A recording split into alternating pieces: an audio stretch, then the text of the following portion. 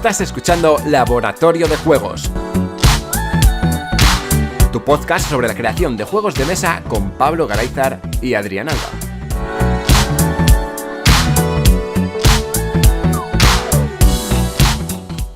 Bienvenidas y bienvenidos a un nuevo programa de Laboratorio de Juegos. Yo soy Adrián Alba y como siempre tenemos al otro lado de la línea a Pablo Garayzar. Hola, Pablo. Hola, ¿qué hay?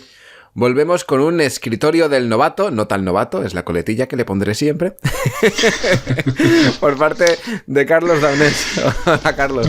Muy buenas, sí. Bueno, yo seré novato toda la vida, ya lo he dicho, ¿eh? O sea que no hay nada escrito en piedra. Bueno, siempre hay momentos para aprender, pero nos traes mucho conocimiento como para ser novato. Hoy nos tratas 3 temas nuevos. No creo que hay algo que hemos tocado algún día. Bueno, en el programa sí hemos tocado alguna cosita con otros programas, pero contigo no. Y bueno, pues como siempre te dejo que los presentes y que nos cuentes lo que quieras. Pues muchas gracias por darme paso, Adrián. Siempre es un placer estar por aquí. Y bueno, avisar a la audiencia, ¿no?, que el laboratorio no se va a hacer responsable de lo que yo diga a partir de ahora. Esto hay que dejarlo siempre muy claro. Recordad que esto es el escritorio del novato, así que seguramente diré muchas cosas que no tienen sentido. Pero bueno, es el nivel que tenemos. Supongo que no estáis preparados para esta música, pero a vuestros hijos les encantará. ¿Y esto a qué viene? Preguntaréis. Me he quedado un poco plático, así que... bueno, esperaba la música. Bueno, los más avezados se habrán dado cuenta de que es una frase de una película muy famosa de 1985. Gran año, por cierto, no tanto como el 78, pero bueno, el 85 no estuvo mal. Es una frase de la película Regreso al Futuro. Parece mentira que no lo conozcáis. La película sí, las frases... Pues esta frase es al final, después de dar ese toque de guitarra. Bueno, ¿por qué traigo esta frase? Bueno, pues para dar el micro consejo de la noche, día o cuando estéis escuchando esto. Y es que a veces tenemos que pensar siempre en nuestro objetivo a la hora de hacer un juego. Quizás sean los padres, quizás sean los hijos, pero bueno, tenemos que tener claro para quién van. Algún día igual os cuento una anécdota que tengo con Regreso al Futuro, muy personal. ¿Relacionada con un diseño? No, para nada, relacionada con un trauma. Con un trauma, peor todavía. ¿Y ese trauma está relacionado con un juego? No, es broma. No. Ya paró. Siempre se puede buscar algo, ¿eh? O sea, de aquí salen ideas seguro. Bueno, el caso es eso, que no nos agobiemos mucho con las ideas de los juegos y tengamos siempre claro nuestro objetivo. Y ahora ya sí, si queréis vamos a dar paso a esos 3 temas de los que hablaremos hoy. Uh-huh. Hablaremos acerca de licencias, en primer lugar, luego acerca de la autoedición o decidir entre autoedición o buscar una editorial para nuestro juego, y hablaremos también del testeo. Esto es lo que mencionabas que se había tratado en capítulos anteriores, en programas anteriores, pero queremos hacer como una condensación de esos testeos y sacar algunas cosas en claro muy interesantes, que bueno, eso ya lo hablaremos luego. Así, si os parece, empezamos ya con el primero de los temas. Empezamos. Licencias. Bueno, ¿qué hay que tener en cuenta en cuanto a las licencias? Lo primero, bueno, saber si queremos encargarnos nosotros de buscar o hablar con la licencia o que se encargue la editorial. Yo voy a hablar... Hay muchas formas de hacer las cosas, ¿eh? Ya hemos dicho antes. Perdóname que te corte. Me dicen que me pare. Sí. Primero, lo que haría sería explicar qué es una licencia, porque igual hay gente que no sabe lo que es una licencia cuando hablamos de la licencia. Muy bien. ¿Pablo? ¿Que lo sabes bien? No, o sea, estamos hablando de propiedad intelectual. O sea, es como, me siento como cuando el profesor te dice ahí en plan, bueno, esto lo va a contar no sé quién. Y dices, oye, perdona. Que no he levantado la mano. Eso es, que yo no estaba ni mirando a la pizarra. Pero por eso mismo. Sí, estamos hablando de la propiedad intelectual que normalmente una empresa grande ha conseguido capitalizar de alguna forma vía merchandising, películas, cómics, lo que sea, y que te la cede momentáneamente para hacer un juego. Y esa cesión de propiedad intelectual tiene un marco súper concreto. Es decir, no sé si vamos a hablar de HeroQuest 25 aniversario, pero ahí ocurrió, ¿no? Que hubo una cesión de aquella manera que se concedió para un determinado tiempo se alargaron las cosas y para cuando ya había que sacar el juego al mercado y llevárselo a los mecenas y tal, esa persona ya no tenía esa licencia, no le habían licenciado, no le habían dado ese permiso, ¿no? La palabra licencia es un poco eso, un permiso que te dan para que puedas usar en un contexto muy determinado, en un lugar muy determinado y con una duración muy determinada, una propiedad intelectual que ha desarrollado otra gente. En cuanto a los juegos de mesa... ¿Me ha aprobado, profe? Sí. En cuanto a los juegos de mesa, la concesión la hace la persona que tiene el juego. En caso, si soy yo, pues yo soy el autor. La cesión que voy a hacer yo a una editorial o una productora de lo que sea, porque a veces no es editorial. Muy bien. En el marco del que vamos a hablar, o por lo menos de lo que yo tengo conocimiento, será precisamente lo que mencionaba Pablo en cuanto a coger un personaje, en este caso, ¿no? O una... Es que no sé cómo identificarlo, pero bueno, un personaje y entonces llevar ese personaje a un juego de mesa, en este caso. Al tuyo. Eso es. Entonces mencionaba que podemos hacerlo nosotros o que lo haga la editorial. Yo voy a decir cómo lo hice yo en el caso de Jerónimo Stilton, porque es un poco atípico, pero explicaré las razones que hay detrás de por qué lo hice así. Lo primero que hay que tener en cuenta es que los tiempos son muy, muy, muy relativos aquí. Normalmente nosotros tenemos unos tiempos, los autores de mesa, pues hacemos nuestras cositas y cuando tenemos el juego, pues ya está hecho. Pero bueno, las editoriales y las licencias tienen sus tiempos para hacer las cosas. Y las licencias son de las que normalmente tardan a veces en responder. Así que lo primero, no desesperarse.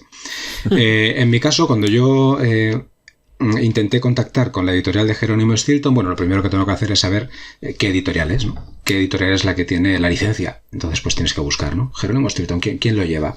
En este caso aquí es Editorial Planeta. Así que, bueno, pues me puse en contacto por mail con ellos y esperé un par de meses. Un poquito, nada. Sí, y aquí hay que buscar un poco el equilibrio entre no ser demasiado canso, pero tampoco ser excesivamente paciente, porque no te puedes pasar años y no te contestan. Así que bueno, volví a escribir. La primera vez me remitieron al club de Jerónimo Stilton en España.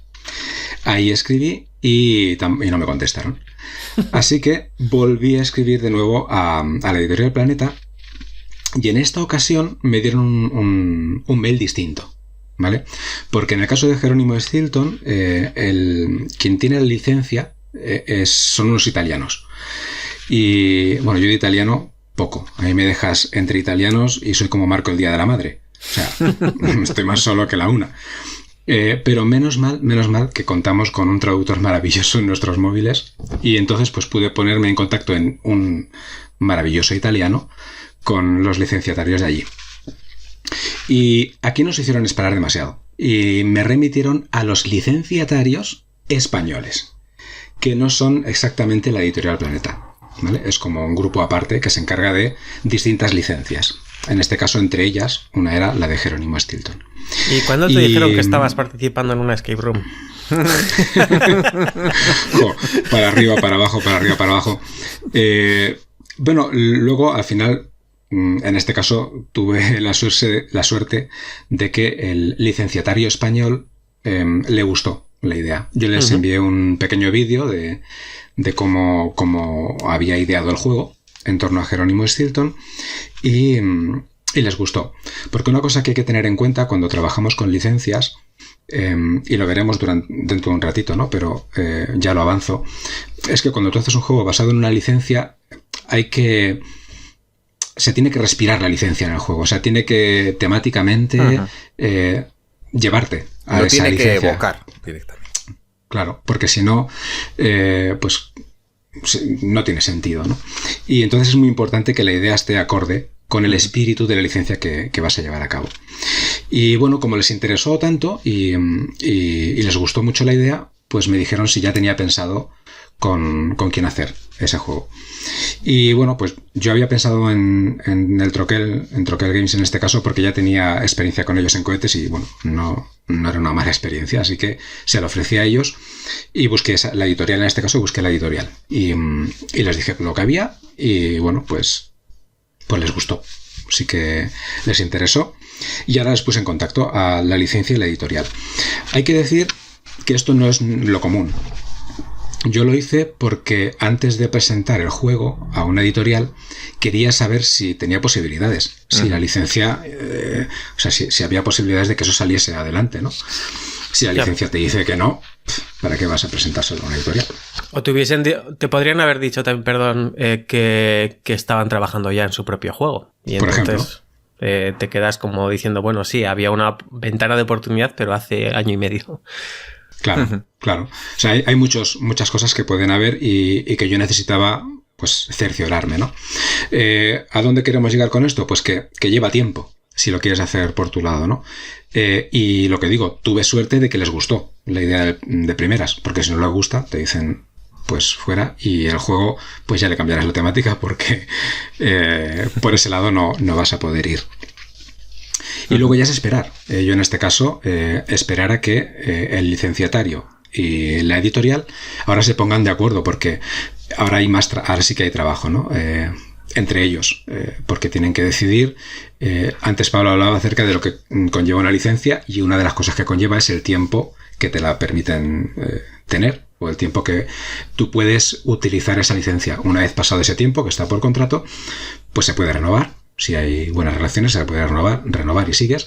O simplemente pues te quedas sin la licencia y ya no puedes seguir realizando cosas o juegos con esa licencia. ¿Y qué exige una licencia? Bueno, primero eso, un tiempo. Durante ese tiempo te permiten utilizar su marca, sus ilustraciones, porque otra de las peculiaridades que tiene la licencia es que estás obligado a trabajar con su banco de imágenes. Entonces ellos te proporcionan un banco de imágenes del que dependes. No puedes hacer tu arte por tu cuenta. Aunque se parezca mucho. Aunque tengas al mismo dibujante. Normalmente ellos tienen un banco de imágenes que ponen a tu disposición y tú pues trabajas con ello. Y ahora sí, es lo que decimos. Todo lo que hagas alrededor tiene que oler a esa licencia. El arte, la tipografía... porque te dan, en el caso de Jerónimo Stilton, al ser una obra literaria, tiene una tipografía concreta, o varias, en este caso. Bueno, pues tienes que ceñirte a esas, tanto para lo que vayas a poner en las cartas, como incluso en el manual, o en la portada del juego. Un ejemplo muy claro de una licencia que se ha llevado bien, porque puedes llevar licencias mal. Hace poco Fernando Vázquez mencionaba que a veces se tira de la licencia para sacar juegos asquerosillos, ¿no? O juegos que no están testeados, pero que llaman la atención por la licencia. Igual coges un juego de Pokémon que no vale para nada, pero como es de Pokémon, pues la gente lo compra, ¿no? Entonces, en nuestro caso, a mí personalmente eso no me gusta. Me gusta que el juego sea un juego. Y que una cosa es que sea la licencia, pero que el juego sea un juego que puedas disfrutarlo. Que no sea... una oca de Jerónimo Stilton, ¿no? Sino que puedas disfrutarlo. Un caso que conozco personalmente que funciona muy bien, ha funcionado muy bien, es el de Futbolísimos, de David de Juan. Futbolísimos Campo 4. Ahí puedes ver precisamente cómo se ha llevado las ilustraciones, cómo se ha utilizado y cómo es un buen juego, porque yo lo he jugado con mi hija y es un juego divertido, con sus mecánicas bien pulidas. Voy a leeros brevemente, porque me puse en contacto con David para que me explicara un poquito cómo había vivido él el tema de no solo de la licencia, sino de la autoedición, que hablaremos luego. Así que, bueno, en un futuro a ver si podemos traerlo aquí al laboratorio y seguro que sacaremos un montón de provecho de sus ideas. Pero voy a leeros un parrafito que me escribió él. Cito, abro comillas. En el caso de los Futbolísimos, Campo 4, la idea partió del tema. El tema ha sido clave para el desarrollo del juego. Puesto que apenas hay juegos de fútbol en el mercado y los pocos que hay tienen unas mecánicas de juego muy técnicas, complejas y a veces poco accesibles para el público en general. Mi objetivo en cuanto a la mecánica estaba muy claro, tenía que cumplir las premisas principales de diversión, sencillez e interacción dentro de una fórmula de filler. La mecánica general de los Futbolísimos Campo 4 está basada en la gestión de mano. Bueno, aquí vemos condensadas varias cosas que hemos mencionado. Lo primero, el tema. El tema del juego, pues obviamente es Futbolísimos Campo 4, traes una licencia, traes ese tema al juego y ahora buscas una mecánica que pueda cuadrar con ese tema y con el público objetivo.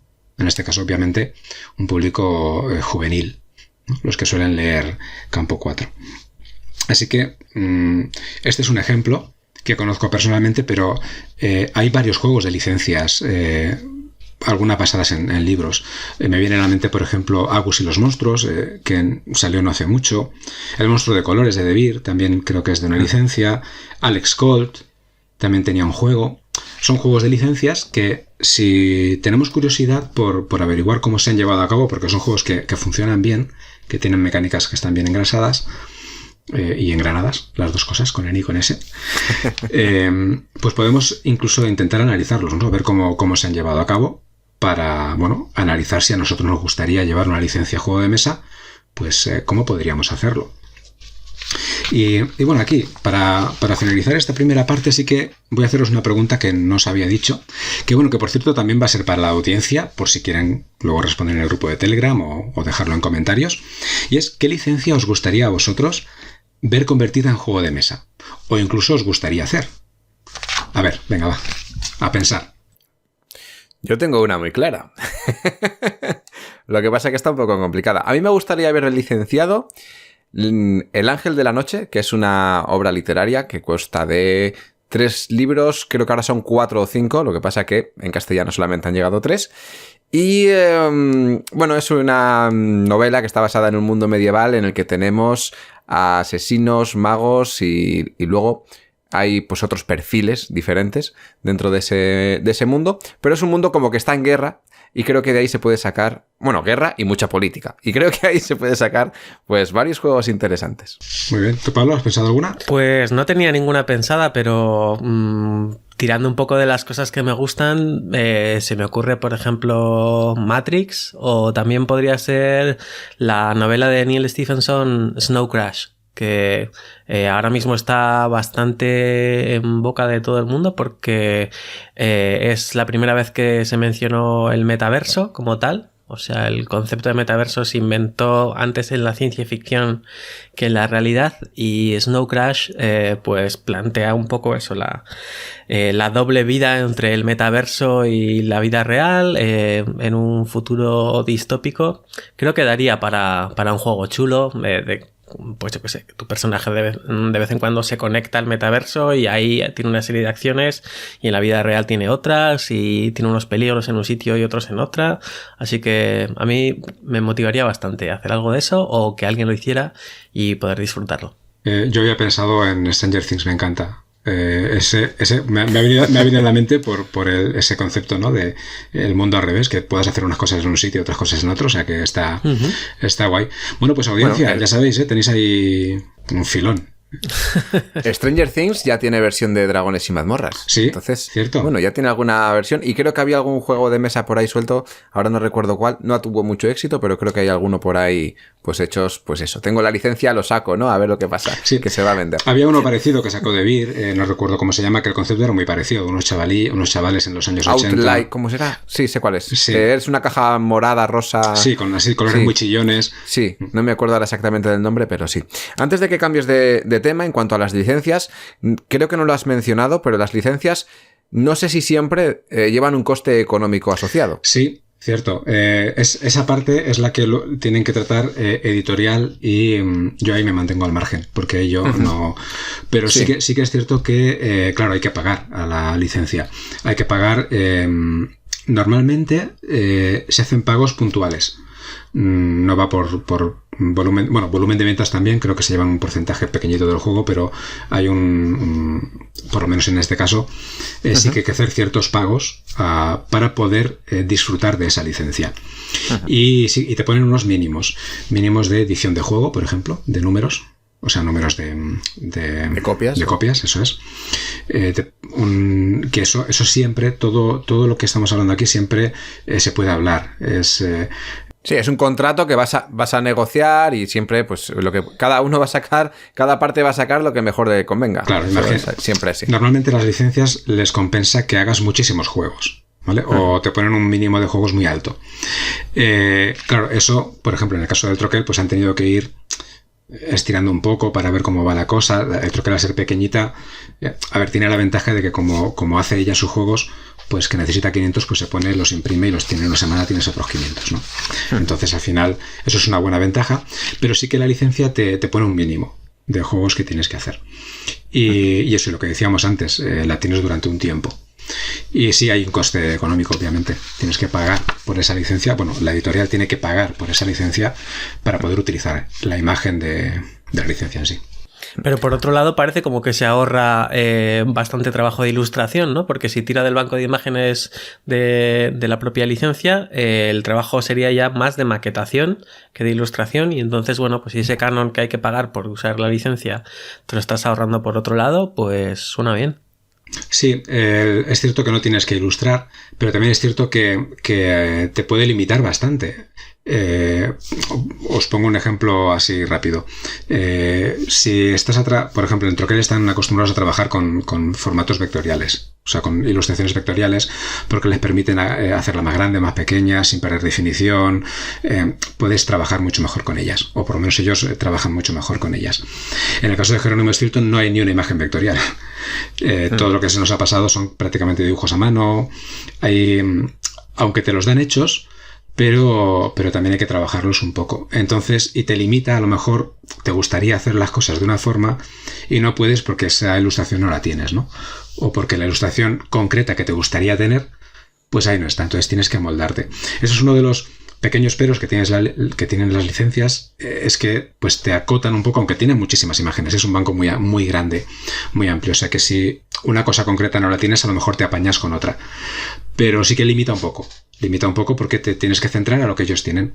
Aunque es cierto que no tienes que hacer un trabajo de ilustración. Eso sí, la maquetación igual es un poco más compleja. Pero bueno, tiene, como todo, tiene sus ventajas y sus inconvenientes. Eso es. Te quería decir, antes de que pasaras al siguiente punto, que tú hablas de que esto lo tiene que hacer una editorial, pero en el caso de que nos autoeditemos el juego, si yo me quiero autoeditar el juego, ese trámite lo tendré que hacer yo, no va a haber una editorial por medio que vaya a firmar ese contrato por mí. Claro. Ahí yo creo que estaría complicadete. Sí, eso es. Porque claro, tú ten en cuenta que no es lo mismo ir Carlos Daunés a hablar con la licencia y Carlos Daunés quiere hacer esto, a que vaya una empresa con experiencia en juegos de mesa y le diga lo que quiere hacer, ¿no? Aparte de que mis conocimientos pues serían muy limitados, ¿no? Yo no sabría cómo. Yo personalmente, hay otra gente que tiene cabeza para esto y para mucho más, ¿no? Pero yo no podría hacerlo. Si uno se siente capaz de hacerlo, puedes sentirte capaz, pero lo que va a ver la licencia es a una persona física que quiere hacer algo, ¿no? Y a lo mejor cuesta más sí, que te digan que sí. Normalmente ha costado mucho generar ese valor intangible que es la licencia, y no te la puedes jugar a una carta de una persona, por muy crack que sea, incluso aunque sea Nicia o algún nombre de estos grandes del mundo de los juegos. Dices, ya, claro, pero es que de repente le pilla un COVID o le pilla cualquier otra cosa y lo tengo que 5 o 6 meses de baja o no vuelve a saber del tema. Una empresa, mal que bien, pues si hay algún problema o lo que sea, pues ya contratarán a más gente o lo subcontratarán o lo que sea, pero es mucho más fácil tener la certeza de que van a llevar el proyecto a buen puerto, más que nada porque además son parte implicada. Una persona que tiene otras cosas en su vida, que tiene otro trabajo o lo que sea, puede perfectamente dejar la licencia medio colgando, y ahí supondría un golpe bastante fuerte a la licencia, que no olvidemos que no es nada, es un intangible, es una idea, y que como tal pues es muy poderosa porque se puede replicar en un montón de formatos y de un montón de formas, pero también es muy débil porque a nada que quede mal y que haya algún problema, pues igual la gente puede darle la espalda. Claro, es como que te da más seguridad, o a la licencia le puede dar más seguridad tener una empresa detrás, ¿no? Luego ya, yo personalmente, a título personal, cuando veo ya que está todo el engranaje moviéndose, luego te entran esas dudas de decir, ostras, ¿dónde me he metido, no? Una licencia así. Y si estará, sobre todo si el juego estará a la altura de la licencia, porque una cosa es lo que tú presentas y vale, les gusta, si no, obviamente ni se lo plantearían. pero luego si realmente el juego funciona, si cuando la gente lo tenga en casa y lo pruebe, pues ostras, a veces eso es una losa, ¿no? Bueno, no una losa como tal, ¿no? Tampoco vamos a ponernos... Pero sí que a veces te pueden entrar ese tipo de dudas. Así que, bueno, si se encarga una editorial de llevar ese peso grande, pues eso que te quitas de encima. Luego ya, cuando la gente lo pruebe y diga, pues entonces, si gusta ya diré, lo he hecho yo. Y si no, es un juego de troquel. ¿Yo qué quieres que te diga? Había mucha prisa por sacarlo, bueno, ya sabéis cómo van estas cosas, ¿no? Claro. Bueno, ¿os parece que sigamos adelante con el siguiente? Vale, vamos a hablar ahora un poquito acerca de la autoedición. Y voy a citar a un sabio que dijo en una ocasión, uno de los mayores sabios que hay, o hubo, o habrá. Hazlo o no lo hagas, pero no lo intentes. Espectacular. Esa frase está interiorizada en mí. Hombre, es que Yoda se lo dijo a Luke Skywalker en los pantanos de Dagobah. O sea que más sabio que este no puede haber. El caso es que en el caso de la autoedición no son más ciertas estas palabras. O sea, o lo haces o no lo haces, pero no te quedes a medias. Porque te puedes quedar en un marrón elegante. Y yo me he preparado aquí una tabla que haría que hace palidecer a Paco Gómez y sus tablas. Nada, he cogido cuatro temas, por decirlo así, ¿no? O 4 cositas que hay que tener en cuenta en un juego de mesa, y me he puesto al lado autoedición y editorial para ver las diferencias. Esa es mi tabla. Vale. Y bueno, mira, vamos a hacer una cosa. Os voy a decir una de las cosas que tiene que tener un juego, y a ver si vosotros me decís ventajas e inconvenientes de autoeditarlo o de que lo haga un editorial. ¿Vale? Vamos a coincidir porque es muy sencillo. Empezamos por la temática del juego. ¿Vale?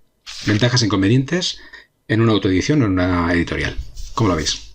Autoedición, pues tú eliges la temática, la que tú quieras, esa va a ser. Inconveniente en editorial, bueno, inconveniente en autoedición, que tu temática la elijas mal y no dé pie con bola luego en el mercado. Y ahora, si estás con editorial, inconveniente de que elijas tú la temática, que te la pueden cambiar. Pero la ventaja es que seguro que aciertan mejor que tú en lo que busca el público. Yo eso es lo que veo. Tal cual. Creo que Pablo estará de acuerdo también, sí. ¿No? Es casi una obviedad. Sí. Las editoriales tienen mucha visión. Eso no significa que tú no la tengas. O sea, tú puedes acertar, pero bueno, es un riesgo que corres.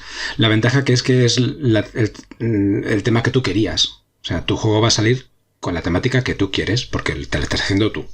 Y no vas a hacer lo que la quiere el vecino del quinto, sino lo que quieres tú. Y ahora el segundo tema sería la ilustración. Podemos decir que pizcas pajas, ¿no? O sea, más o menos lo mismo, ¿no? Una ilustración puedes elegirla tú, elegir si quieres a un ilustrador o ilustrarte tú mismo, si tienes esa capacidad. O a lo mejor te gusta ilustrar y no sabes, pero te gusta. Y lo sacas así. Pues bueno, pues vale. Pero tienes que tener mucho cuidado. Se han dado casos. Pues tienes que tener mucho cuidado porque puede ser un pepino de juego, pero ya lo hemos dicho, os ha comentado en alguna ocasión, que como no aciertes con la ilustración o con el tema, pero el tema luego ya si el juego es bueno, pero como la ilustración no te entre, es que ya no quieres ni probarlo, ¿no? En el caso de las editoriales solo miran mucho. Normalmente trabajan o algunas editoriales ya tienen algunos dibujantes que les gusta o tienen ciertos contactos, y entonces para un juego u otro o para una temática u otra pues ya saben a quién acudir y lo miran mucho, ¿no? Entonces, bueno, es un riesgo que corres en la autoedición, ¿no? Y luego el tema de edición e impresión. ¿Qué ventajas e inconvenientes le veis aquí, por ejemplo, en la autoedición? Lo que tiene que ver con la edición del juego y su impresión. Esto Pablo sabrá mejor que yo. Pues una vez más, lo mismo que con el tema. La puedes liar pardísima por falta de experiencia. Una editorial sabe cuáles son pues el número de ejemplares en el que empieza a funcionar la economía de escala, sabe cuáles son los materiales más caros, más baratos, te van a poder aconsejar mucho mejor para terminar el desarrollo de tu juego en un producto que sea rentable, que sea cómodo, que no dé problemas después en las casas, porque dices, no, lo hicimos lo más barato posible, y dices, ya, pero es que ahora tengo un servicio de postventa que montar aquí de la leche porque la mitad de las miniaturas han venido con las espadas partidas, o porque la torre de dados que has montado al de 20 partidas ya está deshecha porque es de cartón, o qué sé yo, ¿no? Entonces ahí pues es un pagar la novatada una tras otra si vas a la autoedición y no vas de la mano de alguien que sepa un poco más. Y eso en la editorial lo tienes ya teóricamente resuelto, porque hay editoriales que tampoco han hecho tantas cosas y que hay veces pues se meten en jardines también. Sí, pero tú como autor pues te puedes desentender un poco de esa parte si se lo encargas a una editorial. Y claro, aquí sí que hay que hilar muy fino en la autoedición de estas cosas, porque los gastos que conllevan, tú mencionabas, Pablo, ¿no? Puedes no calcular bien, qué sé yo, el peso de un meeple y con eso solo pues ya se te puede ir al traste, ¿no? Todos los planes que tenías. Y en última instancia, en cuanto al tema económico, ¿no? O los beneficios que te puedes reportar, ¿qué diferencia veis entre autoedición y editorial? Bueno, en autoedición te puedes forrar si lo haces bien, pero también te puedes arruinar de la vida. Y en editorial, pues todo lo contrario. No te vas a forrar, pero tampoco la vas a liar. Como autor o autora, en un editorial siempre va a haber beneficios. No pierdes nada. Lo que pasa que si hay muchos beneficios, pues no van a ser para ti. Van a ser sobre todo para la editorial y un poquito para ti. Claro. Eso hay que valorar a veces también, ¿no? El trabajo que hacen las editoriales, porque tú como autor, cuando llevas un juego, pues arriesgas cero. Bueno, has arriesgado tu tiempo, ¿no? En hacer el juego, pero cuando ya lo dejas en manos de la editorial, pues tú te desentiendes. En una autoedición no, tienes que estar muy, muy encima. Claro, tiene más beneficios porque obviamente eres tú quien lo va a gestionar todo, y esa parte de la editorial pues no se la lleva la editorial, te la llevas tú. Pero claro, conlleva también muchísimos más riesgos y también estar mucho más encima. Así podemos decir, reduciendo a lo absurdo casi, ¿no? Que la autoedición te da muchos más beneficios, sale un juego que es el que a ti te gusta, pero bueno, también tiene más beneficios, pero bueno, tiene más riesgos. En una editorial puede ser que salga un juego que a ti te gusta, pero bueno, te desentiendes un poco más, tienes menos beneficios. Eso ya cada uno tiene que... Aquí hay que valorar varias cosas porque estamos en una época en la que los juegos de mesa duran un mes en el mercado. Es muy raro que un juego se vuelva a ver en las tiendas a lo largo de varios meses. Si se ha vendido muy rápido en la primera semana, es probable que se reedite. Pero si no, es un juego que va a estar pues ahí, se va a fabricar una vez y no va a volver a fabricarse. En el caso de la autoedición, es muy importante saber que tú tienes que buscarte los contactos para poder distribuir ese juego. Porque los juegos no llegan, una vez que lo has fabricado, no llegan mágicamente a las tiendas. Y la gente no lo va a conocer mágicamente. Lo va a conocer, pues cuando hagas la promoción, que en el caso de editorial, la editorial hace esa promoción, tiene los contactos, sabe llegar a las tiendas, incluso son las tiendas las que contactan con la editorial para conseguir ese producto. Y si autoeditas, no. Si autoeditas, eres tú quien te pones en contacto con las tiendas, que es muy diferente. Igual tienes una distribuidora con la que puedes colaborar o ahí pues busca sus servicios. Y entonces sí, pero claro, te forras, ganas más por copia, pero si lo miras en conjunto, en realidad quizás ganas más con la editorial que en autoedición por esto mismo. Como no hagas tú todo el trabajo de darle visibilidad al juego, como no hagas que el juego llegue a las tiendas y se venda bien, haciéndolo como sea. A veces hay suerte y un juego pega el pelotazo porque lo han probado ciertas personas que tendrían que probarlo, han dado difusión y ha funcionado bien. Pero si no es así, es probable que hagas esa edición y sí, has hecho 1000 copias, ahora vendes 100 y por cada copia te has llevado mucho más beneficio que con la editorial, pero resulta que has palmado todo lo de las otras copias, las otras 900. Hay que valorar también estos dos aspectos porque sí, por copia ganas más, pero en el cómputo global no sé yo. Bueno, yo aquí... quiero aportar una visión un poco diferente porque yo los dos juegos que tengo en el mercado, ahora van a salir más, ¿no? Pero bueno, los dos juegos que tengo en el mercado son una pseudo autoedición. Los hemos editado desde la Universidad de Deusto, pero he llevado yo todo el proceso. Y tenía ese miedo, tenía el miedo de decir, joder, a ver, no tengo ninguna editorial por detrás, no conozco el sector.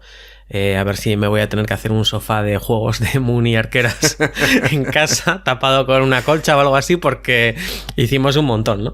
Pero resulta que a las distribuidoras sí que les interesa mucho distribuir tus juegos, porque se van a llevar la mitad de los beneficios.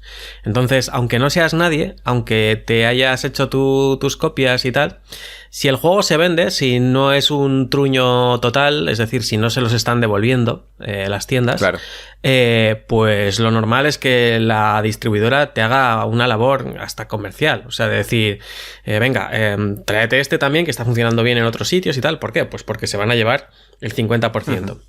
Y luego hay editoriales que funcionan también como distribuidoras. Entonces, muchas veces dices, mira, pues esto en lugar de que me lo distribuya una distribuidora multimarca y tal, pues quiero que me lo distribuya, pues yo qué sé, Trangis, por ejemplo. Pues entonces Trangis se va a preocupar también de decir que tiene ese juego en catálogo, que no es de su marca, pero que te lo puede distribuir.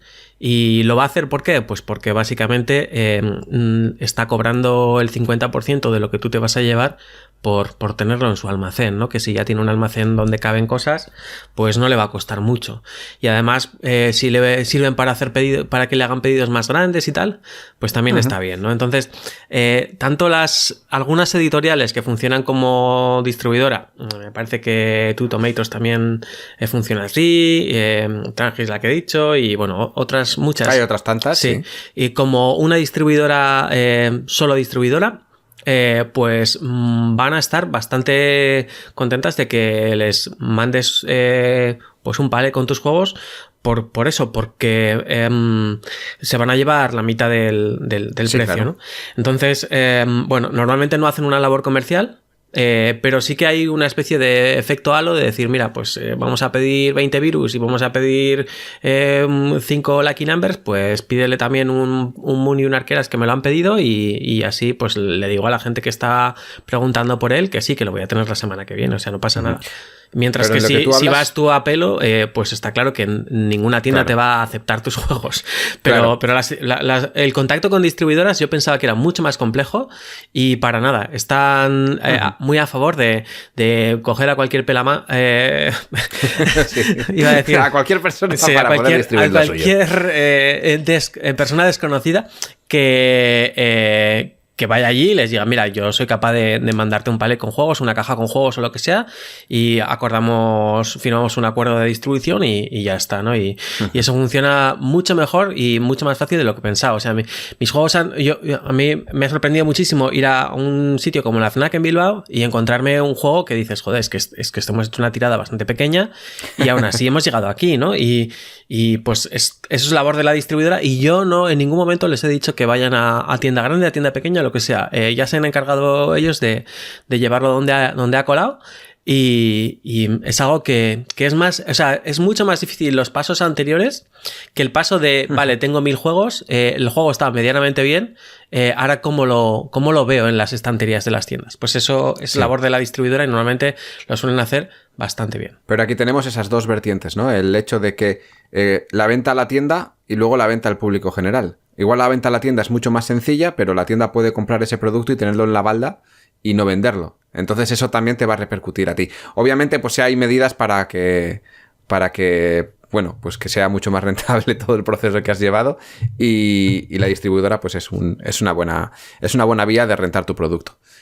Sí, aquí por ejemplo Álvaro de Kaboom Universe y Back to the Jungle y 5 minutos más y tal, tiene una doble vertiente. Él tiene una página web online donde un online store de esto es una tienda online donde vende directamente y si lo compras por ahí pues le estás dando mucho más beneficio a Álvaro porque ya no hay intermediarios, ¿no?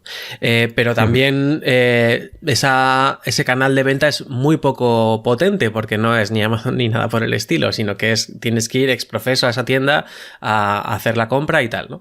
Pero luego también distribuye el juego. Y estuve hablando con él sobre este tema porque pues tenemos un poco trayectorias paralelas. Él también se ha autoeditado sus juegos y tal. Y me decía, bueno, ahí tienes que ver cuánto quieres ganar por cada copia y cuánto quieres que se mueva tu juego. Porque hay distribuidoras que te dan menor porcentaje, pero sabes que como se van a llevar ellas mucho más porcentaje, van a ir a machete a distribuir tu juego todo lo que puedan. O otro modelo que es, bueno, pues el 50% de toda la vida y tú vas en mi paquete y ya está, no voy a promocionarte en la vida. Si la gente lo pide, lo pedirán, y si la gente no lo pide, no lo pedirán. Entonces, Álvaro, por ejemplo, optó por un modelo diferente al mío. Yo dije, bueno, no tengo ninguna prisa, yo lo único que quiero es que el juego esté comprable, no quiero dinero, porque además no va a ser ni para mí, va a ser para la universidad. Pero Álvaro dijo, no, yo tengo muchas copias porque hice copias de más con el dinero de Kickstarter y quiero moverlas, quiero que el juego se juegue, quiero que esté ahí. Entonces, quiero una campaña mucho más agresiva de distribución y me voy a llevar menos dinero de cada una de las copias. Entonces, la distribuidora, como le ha dado más porcentaje, igual le estamos dando un 60-40 o un 65-35 en lugar de un 50-50, pues la distribuidora dice, joder, entre un juego que me da un 50 y un juego que me da un 65, voy a estar dando la brasa con el Kaboom Universe todo lo que pueda, ¿vale? Y eso es un poco lo que nos contó Álvaro. Sí, bueno, pues antes de pasar al siguiente tema, sí que me gustaría hacer un pequeño inciso en algo muy concreto. Hablando con José Ramón Palacio, autor de La Viña, de Luna Capital, ha sacado hace poquito un juego basado en el sitio de Logroño. Y lo ha autoeditado. Y aquí hay un tema curioso en el tema de los ayuntamientos, ¿no? Cómo trabajan con estas cosas. José Ramón me decía que el principal problema que se encontró al intentar llevar o autoeditar el sitio de Logroño fue con el tiempo. Los tiempos de los ayuntamientos son raros. Primero tienes que esperar a una convocatoria, cuando se realiza, presentar el proyecto, y ellos se toman el tiempo que se quieran tomar. El caso es que una vez deciden que sí, ahora hay que correr. Me decía él que tuvieron que hacerlo todo en menos de 6 meses. Buscar dónde hacerlo todo, porque además es un juego que es grandecito, tiene su tablero, sus cartas. Yo lo pude probar en formato prototipo y es un juego muy, muy interesante. Y ahora por fin lo han conseguido, pero el tiempo fue un acicate, ¿no? En este caso. O sea que también, si nosotros queremos hacer un juego basado en la historia del sitio, no sé, del lugar en el que vivimos o algo así, queremos depender del ayuntamiento para que nos ayude a financiarlo, pues que sepamos que ahí también hay unos tiempos que tenemos que intentar manejar, que son distintos a los que podemos estar acostumbrados. Me ha pasado también porque yo los juegos los he sacado con ayuda de la Unión Europea. Y es eso, exactamente lo mismo. Estás a la espera de que te lo acepten y cuando te lo acepten, pues de repente hay que pisar el acelerador a tope porque hay que entregar las cosas en plazo y como se pueda. Y así salió el manual de Moon como salió. Porque había que sacarlo en ese tiempo y traducido a 5 idiomas. Así que pues le vimos miles de fallos, pero dijimos, el juego tiene que estar para esta fecha y ya está, no hay más. Ya sacaremos otra edición. Y luego pasó que en la segunda edición no hubo tiempo tampoco porque nos pilló liados con arqueras y bueno, un jaleo. Pero bueno, ya sacaremos una buena edición del manual, os lo prometo. Bueno, mientras no te líes y saques arqueras de Moon, ya está. ¿Qué te puede pasar? Antes de acabar este segundo tema, porque antes hemos hablado de Futbolísimos Campo 4 y David de Juan me dejó una coletilla muy interesante que me gustaría compartir en cuanto a cómo vio él el proceso de autoedición, ¿vale? Y que saca como en claro cosas importantes, pilares a tener en cuenta. Abro comillas. Nuestro consejo para jugar bien las cartas en la partida de la autoedición estaría basado en 2 pilares. El personal, que consiste en ser valiente para asumir los retos y riesgos del proyecto, entusiasmarte con lo que haces de tal forma que no importe las horas que tengas que dedicarle, necesitas perseverancia ante las adversidades y es fundamental que creas firmemente en tu proyecto. El otro pilar es rodearte de los mejores profesionales en cada fase de este juego de la autoedición. Él mencionaba varias fases, una de ellas, por ejemplo, el tema de la maquetación. Lo que hablábamos antes de las licencias, tú cuentas con las imágenes que te dan la licencia, pero ahora tienes que maquetarlas y tienes que maquetarlas bien.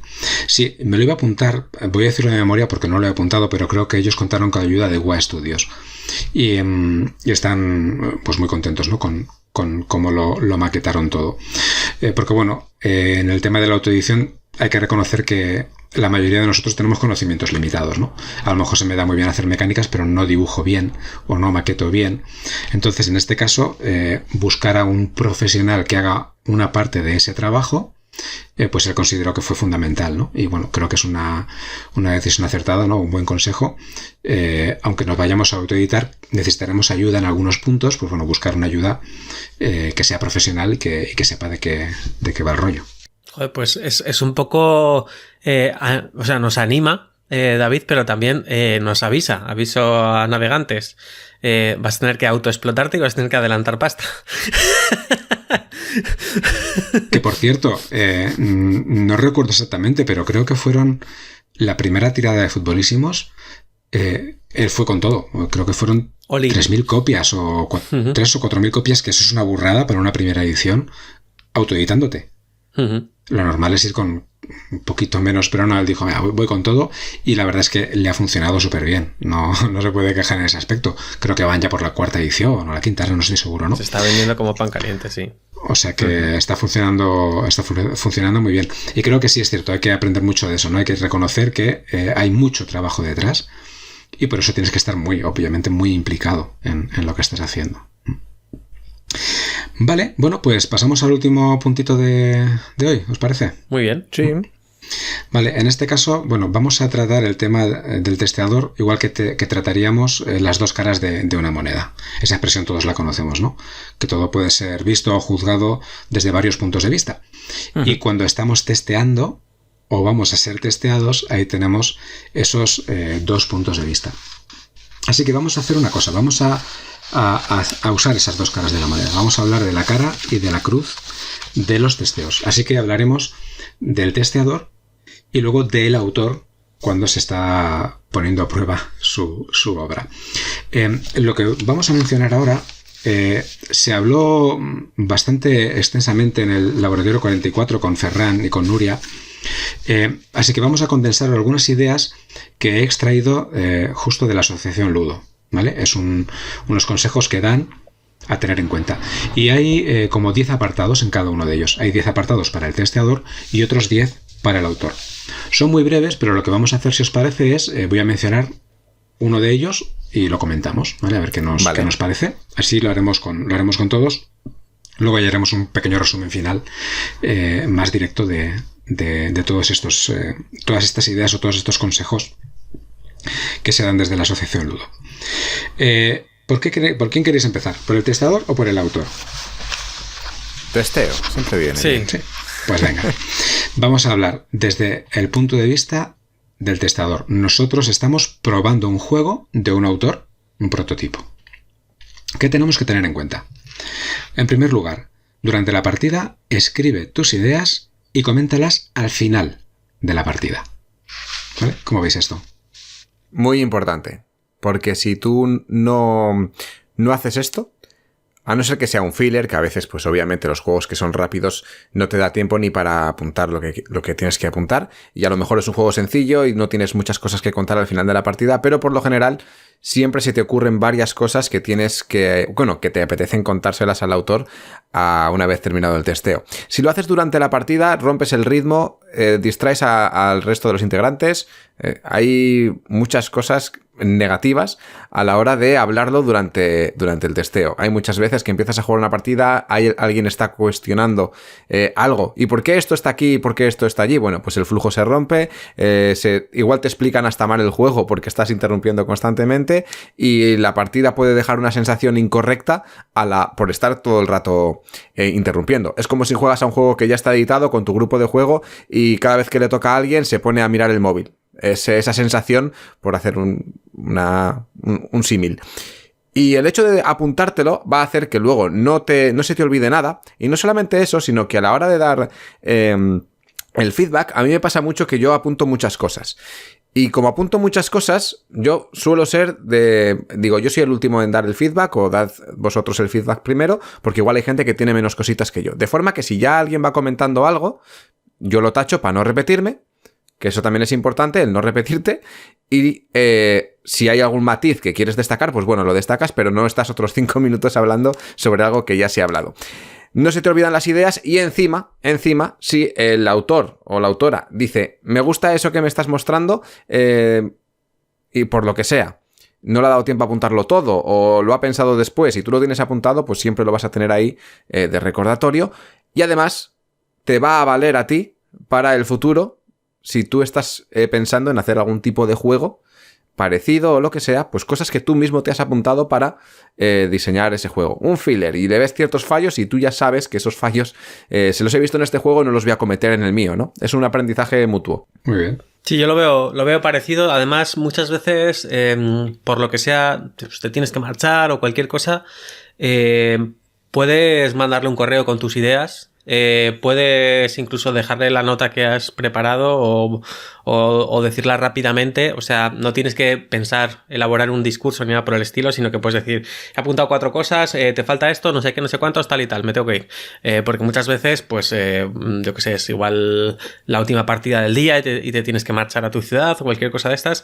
Si está apuntado, es muy fácil transmitirlo rápidamente y eficientemente, y si no, no tanto. Y luego, lo de apuntarlo al final, o comentarlo al final, perdón, tiene que ver un poco eso con el ritmo de la partida y con algo pues que igual podemos traer del cine o de la literatura, que es esta suspensión de la incredulidad, ¿no? De que dices, bueno, a ver, ya sé que todavía a ti esto te parece que no está bien. Déjame 5 minutos, déjame 10 minutos a ver si te consigo imbuir en la mecánica, en la temática, en las sensaciones que te quiero transmitir. Ya sé que ahora puede que le estés viendo pegas, pero quizá en la segunda o tercera ronda verás cómo esto que te cuento tiene sentido. Así que permíteme 5 o 10 minutos de suspensión de la incredulidad, ¿no? Cuando entramos en un cine o abrimos un libro, decimos, bueno, vale, aquí van a pasar cosas un poco peculiares, pero a eso hemos venido, ¿no? Pues en el testeo la actitud yo creo que debería ser de quien testea un poco esa, ¿no? Vamos a conceder 5 o 10 minutos, 15 minutos incluso de suspensión de la incredulidad. Eso pasa a veces en muchas series, ¿no? Que empiezas a ver y dices, oye, el primer capítulo no lo he aguantado. Sí. Y algunos te dicen, bueno, a ver, te espera el tercero, que ahí se pone interesante, ¿no? Sí. Me ha pasado. Sí, a mí también. Con Person of Interest. Aguanté la primera temporada, que estaba bien, y me pareció una pasada de serie. O sea, a ti te gustaría, Pablo. Es brutal. Me la apunto. Brutal. Vale, bueno, el primer tema, interesante. El segundo es, defínete como jugador. Este me pareció muy interesante, ¿no? Cuando lo leí, porque es cierto que cada uno de nosotros tenemos unos gustos. Y si yo soy un jugador de euro medio o euro duro y no me gustan los fillers y me pongo a jugar un filler, bueno, yo ya aviso. Bueno, no soy el target objetivo, ¿no? No soy el... Sí.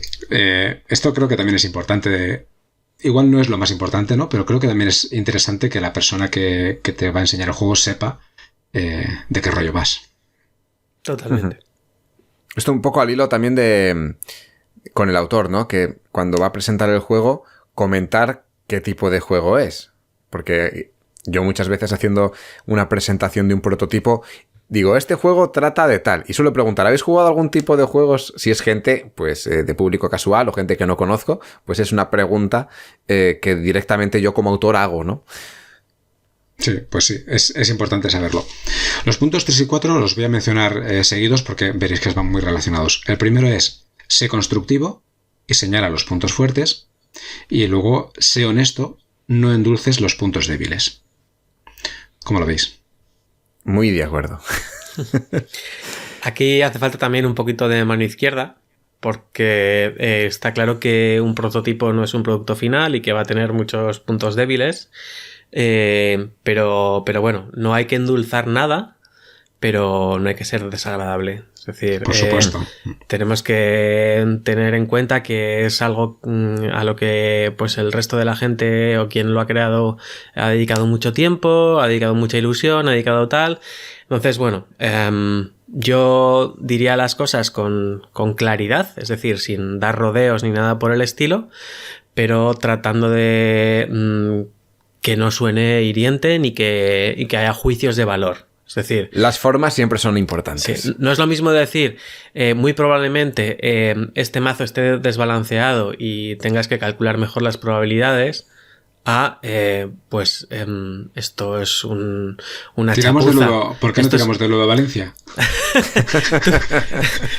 No, pero o sea, el Ludo Valencia lo llevan con humor y ya llevan mucho tiempo, tienen el cerdicornio, tu proto es una mierda y todo eso. Pero cuando estás entre gente que diseña, pues ya puedes ir a saco y ya está. Pero cuando es la primera vez que llega alguien a unas jornadas de testeo, cosas así, yo creo que hay que tener un poco de mano izquierda para decir, mira, te voy a decir las cosas objetivas y sin entrar en juicios de valor. Es decir, no tu proto es una mierda, o esto es una chapuza, o aquí se nota que no te lo has currado, o vaya metedura de pata. O sea, no, dime, igual me hace falta un dado más porque esto no, las probabilidades de esto van a ser ínfimas, o igual no sé qué. Dame cosas que sean objetivables y que yo pueda cambiar de alguna forma, ¿no? Entonces, aquí en lo de los puntos fuertes, pues no vamos a tener ningún problema. Igual a veces también hay que tener un poco de cuidado con hincharle el globo para a no la pasarte. gente. Decirle como, ¡buah, qué pepinazo! No sé qué tal. Y luego se va y dices, el virus 4. O sea, en cuanto lo saque le van a demandar los de no sé quién, porque es exactamente lo mismo, ¿no? No, pero normalmente no suele pasar lo contrario, ¿no? Es mucho más fácil verle las carencias a un prototipo que las fortalezas. Como la vida misma. Sí, eso es. Y como en la vida misma suelen decir que por lo menos 3 cosas buenas por cada una mala, o 5 cosas buenas por cada una mala. En este caso yo no lo haría así, pero sí que tener un poquito de cuidado a la hora de decir, y sobre todo intentar objetivar nuestras críticas. Yo siempre me baso en el dar buenos razonamientos. Si tú tienes argumentos a la hora de dar una idea, hazlo. Si vas a decir esto es una mierda y no vas a dar ningún argumento de por qué eso es así, no lo hagas. O sea, puntos positivos argumentados y puntos negativos argumentados. No decir, oye, qué guay, me parece súper chulo, pero tampoco dar ningún argumento de por qué te ha gustado eso. O sea, todo lo que digas... Ese es el clásico feedback de gente casual que te dice, está guay. Qué guay. Y dices, ya, pero ¿por qué? No sé, mola, todo. Mola. Claro. Entonces los argumentos para mí es lo más importante. Es algo que yo siempre que voy a dar la opinión sobre algo intento tener en cuenta, porque a mí decir me ha gustado o no me ha gustado no me vale de nada si no hay un argumento sólido detrás. A veces el argumento puede cojear un poco porque estás en un testeo, no has probado más que una partida, pero eso también forma parte de tu argumento. Y mientras sea argumentado y no sea hiriente a atacar a nadie, creo que es comprensible. Obviamente va a haber quien se ofenda. Yo soy muy directo. Si veo algo que no me gusta, lo voy a decir. Pero no una cosa que me guste a mí subjetivamente, sino una cosa que yo creo que mecánicamente no va a funcionar. Puedo decir si a mí es un juego que me encaje o no me encaje, eso lo puedo decir perfectamente, pero luego los conceptos mecánicos, el funcionamiento del juego, la duración, las mecánicas, todo lo que engloba el prototipo, siempre lo intento ver desde un punto más objetivo y tratarlo desde ese punto. Porque si no, no avanzamos. Sí, de hecho, todo lo que habéis mencionado en los puntos 5 y 6 del manual para el testeador también entran ahí, ¿no? Porque uno es ser específico, da ejemplos concretos sobre los aspectos del juego, y otro describe las áreas confusas. Así que entraría dentro de lo que habéis mencionado, ¿no? De que yo te estoy diciendo que sí o que no, pero por esto y por esto, ¿no? Para también ubicar al autor, ¿no? Que él pueda ver por dónde mejorar o qué tiene que cambiar. Me gusta mucho el tema de las áreas confusas porque es algo que cuesta muchísimo ver cuando estás dentro del diseño. Para quien diseña es súper evidente todo. Y entonces, si algo, pues quien está testeando repite constantemente que esto es confuso, pues entonces es confuso. O sea, aunque para ti no lo sea. Y eso hay que darle una vuelta. Es muy parecido a ver una obra de arte, yo que sé, de Van Gogh o de Picasso, una pintura, verla a 2 palmos de la pintura, ¿no? Pues bueno, nosotros estamos a 2 palmos, pero la gente puede estar más hacia atrás y ver un cuadro más completo, y entonces te puede ayudar más, ¿no? en ese aspecto.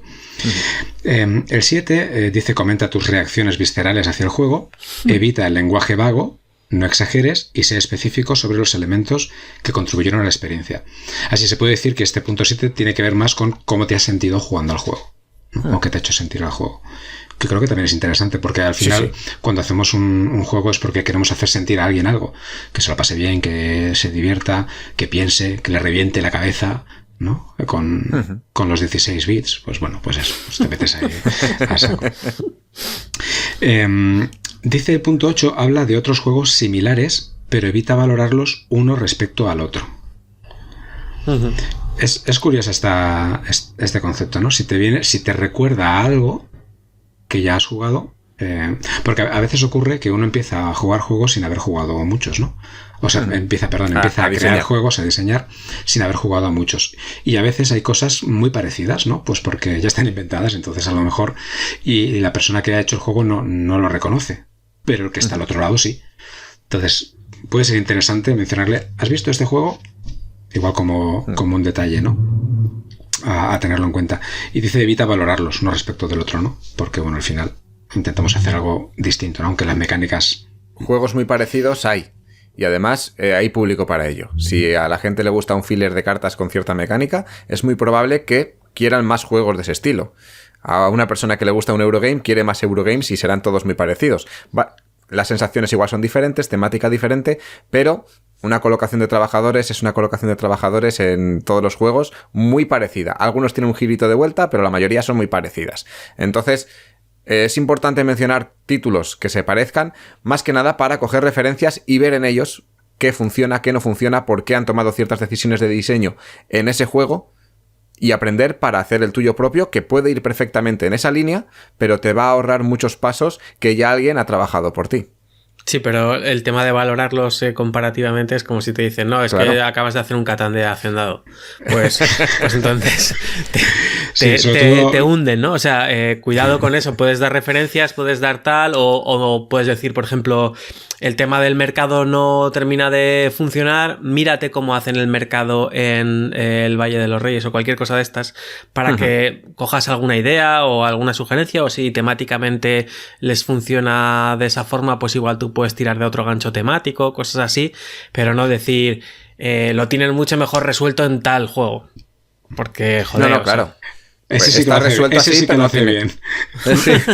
Está resuelto en ese juego, pero no tiene por qué encajar con el tuyo. Pero sin embargo, si tienes varias opciones que pueden encajar para resolver un problema, pues qué menos que valorarlas, ¿no? Si quieres un juego en el que se basa en el trazar caminos por unas losetas, pues tendrás que buscar juegos que tengan esa mecánica para poder valorarla respecto a ese juego. Y pueden ser juegos que se haga ese camino de una forma muy diferente, cogiendo una loseta y colocándola, o haciendo una colocación de trabajadores que te dan losetas que luego las vas a colocar, o yo qué sé, hay 1000 formas de poder hacer eso, ¿no?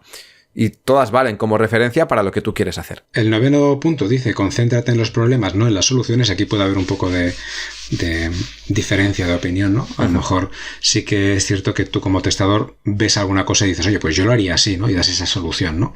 Pero también es interesante ayudar al autor a que él piense las cosas, ¿no? O bueno, también podemos lanzar ideas y luego que el autor coja las que quiera, ¿no? Y las que no quiera que las suelte. De eso hemos hablado no hace mucho, ¿no? Por eso decimos que esto es un poco, son algunos consejos, pero luego, pues cada uno, obviamente, ¿no?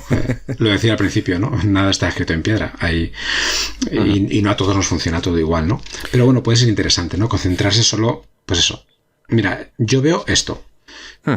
A lo mejor yo lo haría de otra forma, tú piensa como quieres. Yo veo ese punto de vista, yo lo veo más por evitar lo que sería en un juego de cooperación el efecto líder. Hazlo como yo te digo, tienes que hacer esto, porque yo sé de lo que te estoy hablando y tú no sabes. Entonces, yo creo que va más orientado en eso. Por mi parte, de hecho, espero que cuando recibo feedback, a mí me gustan que me den las ideas que se les pasan por la cabeza. No lo voy a hacer. No me lo tienen que imponer. Pero si yo estoy jugando a un juego y de repente, oye, pues se me ocurre que con estos elementos que los estás utilizando para tal, podrías hacer esto otro que igual te soluciona ese problema. Yo te lo doy como idea, tú lo pruebas luego si quieres, ¿vale? No tienes por qué probarlo, ni cambiarlo al momento, ni nada. O sea, lo valora el autor y listo. A mí me gusta que me hagan esas cosas. Sé que hay gente que le repatea, dice, no, este es mi diseño, yo le daré las vueltas que le tengo que dar, pero a mí me parece muy, muy, muy, muy útil recibir un montón de feedback de ese sentido, de ideas, de mecánicas que se le pueden implementar, de cómo utilizar ciertos elementos, porque desde mi punto de vista es como que voy metiendo cosas en una bolsa que me van a servir en algún momento para valorar si valen para mi juego, y entre todas las cosas que me han dicho, muchas las desecharé porque no valen para nada, desde mi punto de vista, y otras a lo mejor, aunque parezca una chorrada, resulta que es lo que me funciona.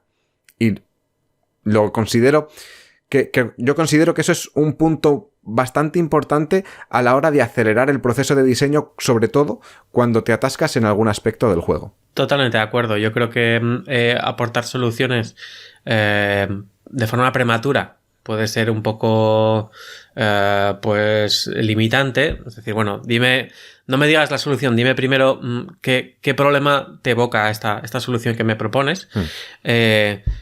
Pero luego todas esas soluciones son siempre bienvenidas porque son siempre descartables. Es decir, tú me puedes decir 25 cosas y yo me puedo quedar con 0 cosas. Y no pasa nada, solamente hemos perdido 5 minutos en que me lo cuentes.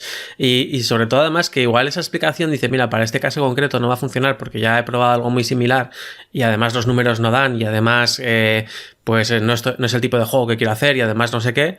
Pero no deja de ser herramientas que estás metiendo en esa bolsa que decía Adrián de soluciones posibles para problemas similares que puedas tener en otros desarrollos. Entonces yo soy súper partidario de recibir ese tipo de sugerencias de posibles soluciones, aunque hay veces que el problema no se entiende bien, entonces la solución no aplica, pero me es bienvenida y también soy bastante dado a darlas, aunque no me las hayan pedido, y eso también es algo a comentar, ¿no? Pues decir, mira, si quieres te sugiero que hagas esto, o bueno, si te parece bien te comento cómo lo haría yo, aunque no lo he probado, ese tipo de cosas que Adrián también mencionaba, ¿no? Porque muchas veces estas soluciones se dan flotando en el aire. No es yo tengo un juego que es igual y lo he solucionado así, sino es pues si yo estuviera en este atolladero intentaría salir por aquí. Claro. Pero inténtalo y igual por ahí no es,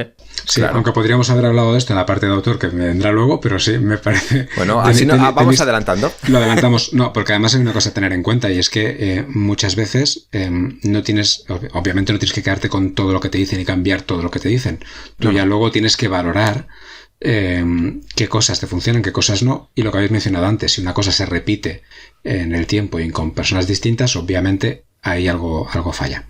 Y aquí antes de que pases, me voy a remitir otra vez a la importancia de apuntar en una libreta todas las ideas que tienes, porque yo lo que hago, sobre todo en las últimas veces que he testeado con gente que no conozco, si la conozco pues ya sé cómo tengo que actuar, pero si no conozco a esa persona, primero das las sugerencias de lo que has visto en el testeo, que te ha parecido y tal, y después, por otro lado, esos cambios que a lo mejor esa persona no quiere escuchar. De forma que yo los dejo apuntados, si los quiere escuchar se los doy y si no, no. Es otra opción para jugar un poquito con esta pregunta tramposa que tenemos aquí. Sí, de hecho, justo no lo había leído, pero una de las coletillas que hay en este punto 9 es haz tu lista de otras cosas que podrías probar o pensar muy al final. Es decir, dejar eso en el último momento, ¿no? Para matizar ya algunas cosas. Y el último, que es interesante también, es entiende la meta que el diseñador tiene para el juego. Como testeador, tienes que entender qué objetivo tiene el juego, ¿no? Y a dónde va dirigido para poder hacerte una idea. Lo que decíamos antes, ¿no? A lo mejor no es tu tipo de juego, pero si sabes hacia quién va dirigido, pues puedes hacerte una idea de cómo puede ir la cosa. Sí, por ejemplo, si es un juego con propósito, un juego educativo, y dices, sería mucho más divertido si hicieras esto. Y dices, ya, pero entonces no aprenden lo que quiero que aprendan. Claro. Entonces, pues hay que tener un poco de cuidado ahí, ¿no? Entonces, si el objetivo es la mera diversión, pues entonces un consejo muy bueno es quita todo lo que dificulte la diversión. Pero si el objetivo es pues sensibilizar sobre un tema, pues sobre el calentamiento global, pues no puedes decir, es mucho más divertido que contaminarse a toda la risa. Pues sí, probablemente será muy divertido, pero el propósito del juego es otro, ¿no? Entonces ahí hay que tenerlo a veces. Yo quiero que la gente se aburra, pero que aprenda. No. Pero vamos, que sabemos... Hemos entendido el concepto, sí. Sabemos que a veces hay que sacrificar algunas cosas para que lleguen otras y hay gente que no, que pasa de eso, que dice, no, tienes un juego mucho más divertido dentro de ese juego que es divertido, tienes uno mucho más divertido si quitas esto y esto. Y dices, ya, pero es que precisamente estas son las premisas de las que parto, ¿no? Muy bien. Pues nada, pasamos a la parte del autor, si os parece, ¿vale? Uh-huh. Y aquí pone como regla de oro, lucha contra tu ego. Como el autor. O sea que esto es interesante. Y con esta premisa empezamos con los puntos. El primero de ellos dice, toma notas sin interrumpir la partida. Apunta todas las ideas hasta las que creas que no usarás y no la vuelvas a mirar hasta que pasen 3 días. Esto me ha parecido raro, pero bueno.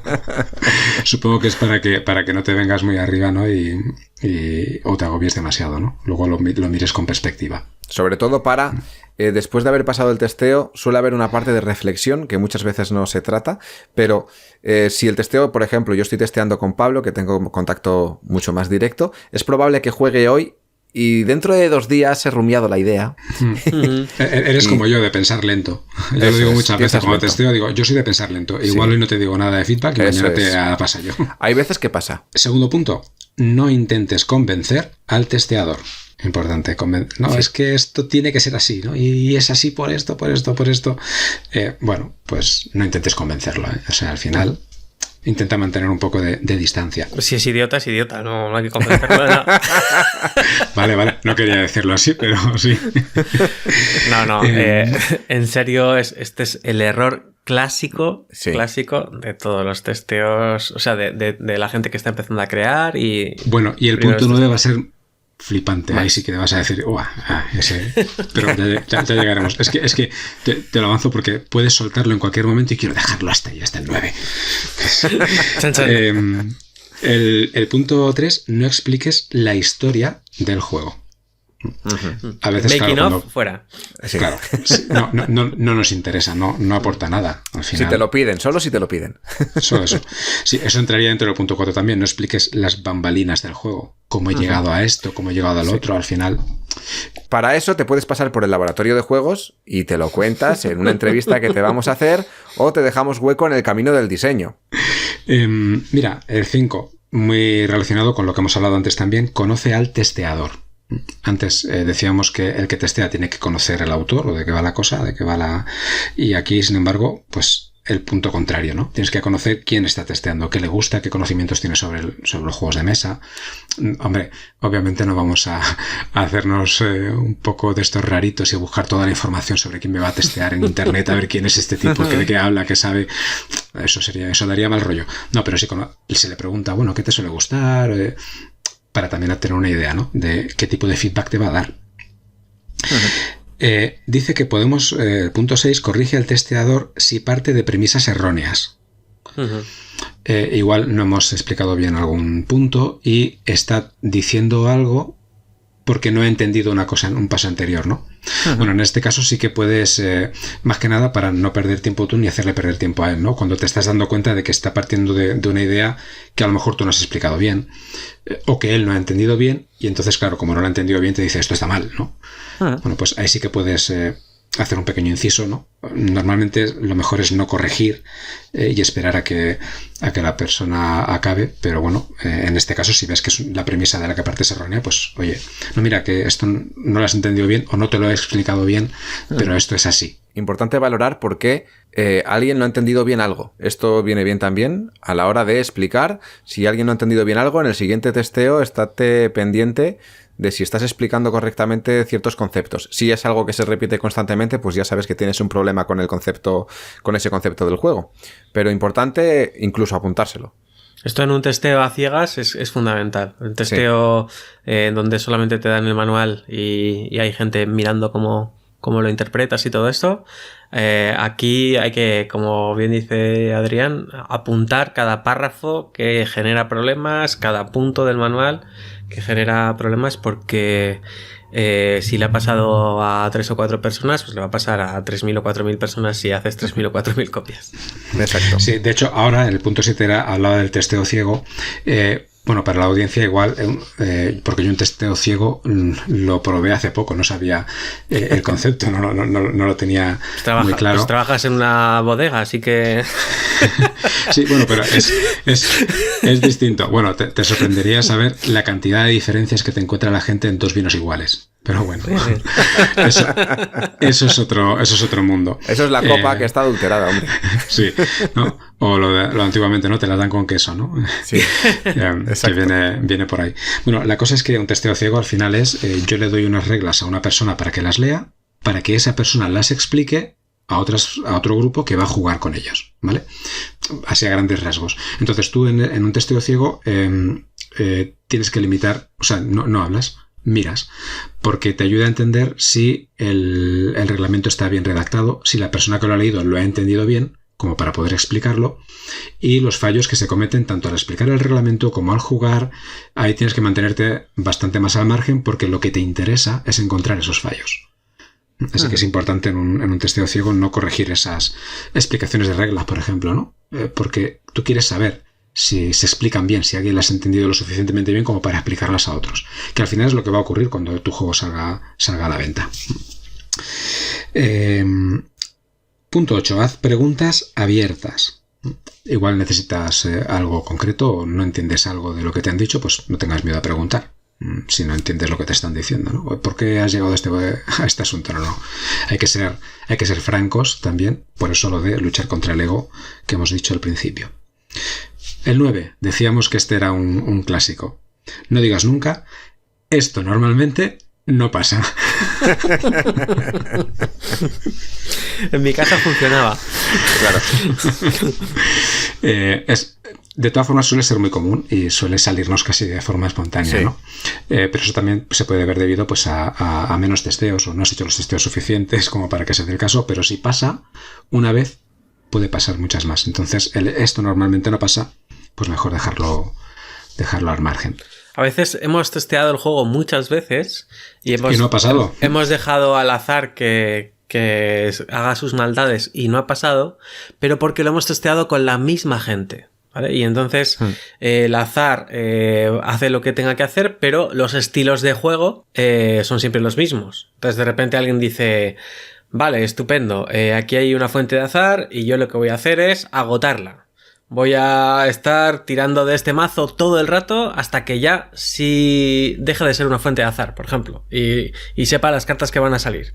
Y entonces ahora te crujo. Y de repente dices, claro, mi juego no funciona si alguien ha visto las 20 cartas que han salido y sabe que las 6 que quedan son esta y esta. Ya no funciona porque las últimas 7 rondas las va a ganar. Claro. Dices, nadie ha jugado así hasta ahora. No es que esto no ha pasado hasta ahora. Claro que no ha pasado porque no tienes a nadie tan capullo como para hacer eso. Es bueno tener a alguien así en... Claro, claro. En software hay una figura que es la gente experta en Q&A, que es el aseguramiento de la calidad, que básicamente es lo típico de introduzca su nombre, -3. A ver si casca, ¿no? O hay un chiste sobre esto, ¿no? Que un especialista en Q&A va a un bar y pide -3 cervezas, A cervezas, un saltamontes en una cerveza. O sea, cosas así.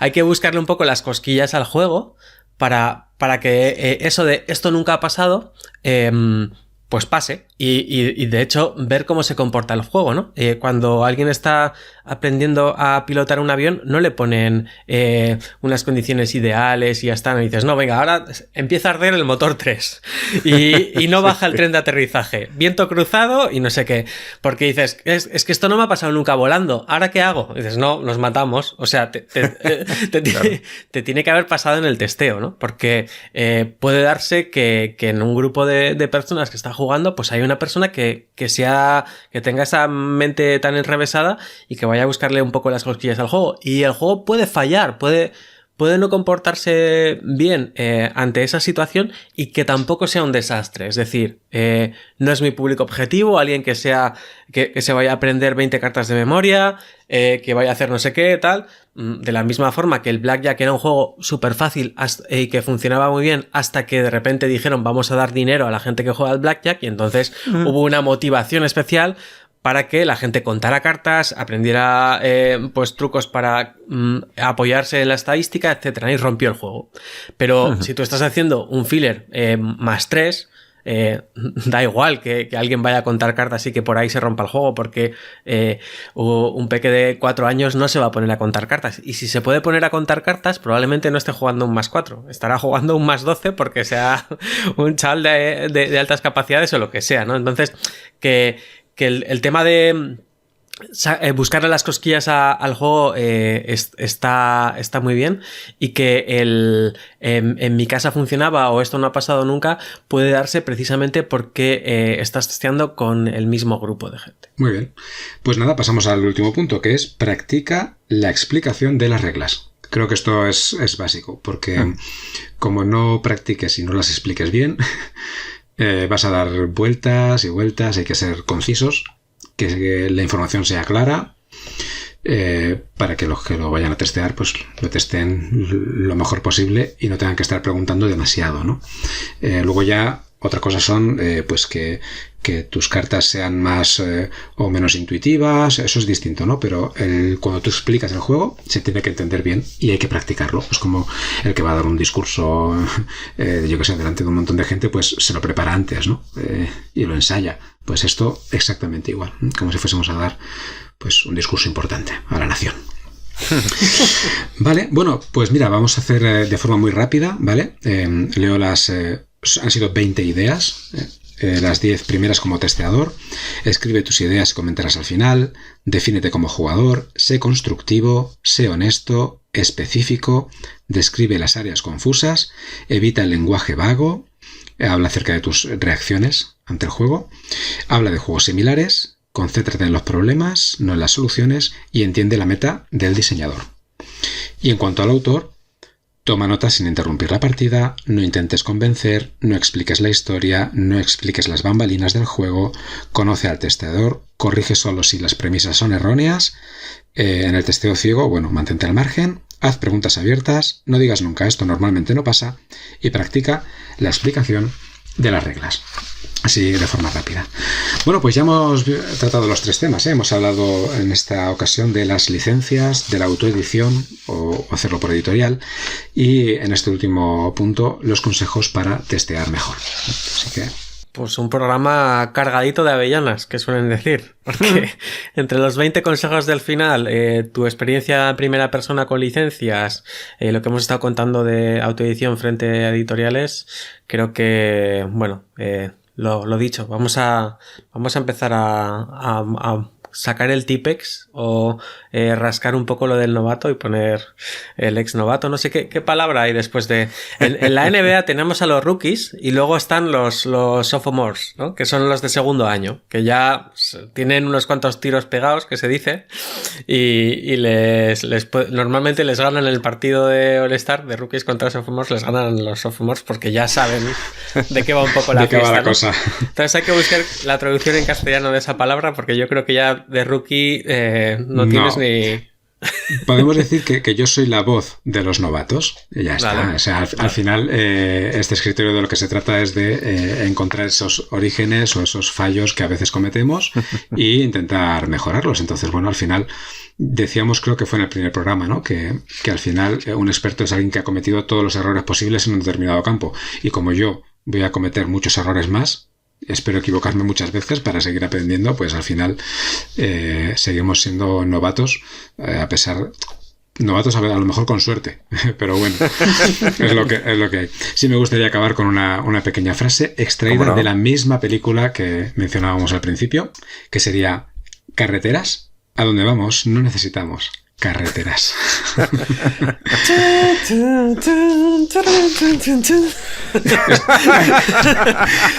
Fundido a negro. Bueno, que tengamos claro el objetivo. Las carreteras las podemos tener más o menos dibujadas, pero bueno, al final hay que seguir trabajando y disfrutando por el camino. Y punto. Se acabó. Pues un placer, ¿eh? La verdad es que cada vez me pongo menos... Bueno, este escritorio nos ha ido un poquito más largo. Bueno, pero bueno, no pasa nada. Pedimos perdón a la audiencia por escucharnos tanto rato y ya está. Y harán como en la película de Regreso al Futuro, en el que esperarán tu siguiente programa y desde aquí viajarán a ese. Es como ese chiste, ¿no? Que dice... Sí, ¿vienes del futuro? Oído hipersónico. Exacto. Pues un placer, Carlos, como siempre, tenerte por aquí. Tus programas a mí personalmente me resultan súper interesantes, me divierto muchísimo con ellos y espero que tengamos programas de El Escritorio del Novato para rato. A la audiencia, nos despedimos aquí y nos vemos la semana que viene en un nuevo programa de Laboratorio de Juegos. Hasta luego. Adiós. Adiós. Puedes seguirnos en las redes sociales, Instagram y Twitter, laboratorio_POD. También puedes escucharnos en YouTube, iVoox, Spotify y Google Podcast, Laboratorio de Juegos.